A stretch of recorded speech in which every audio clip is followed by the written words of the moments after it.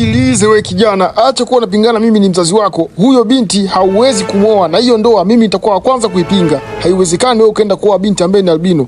Binti ambaye ni albino kwenye tafsiri ya falme yetu hii ya Ukala ni laana, na haipaswi wewe ufunge naye ndoa. Wewe kama mwanamfalme tutakutafutia binti ambaye ni mwingine. Huyo huwezi kumuoa. Hapana baba. Mnachokifanya sio fair kabisa. Yaani huyu mimi ndo mpenzi wangu naye mpenda. Jisikilize we kijana, acha kuwa unapingana. Mimi ni mzazi wako. Huyo binti hauwezi kumwoa.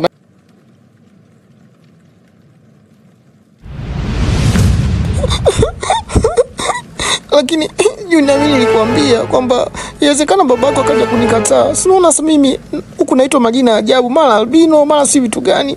Mimi tunaomba niondoke zangu, mimi niende nyumbani. Umekuja kunitia tu aibu Junior. Yaani mimi sijapendezwa na hichi kitu kilichotokea kabisa. Calm down Melissa. Mimi mwenyewe kwa kweli hichi kitendo cha baba kimenichukiza sana na kimenikwaza.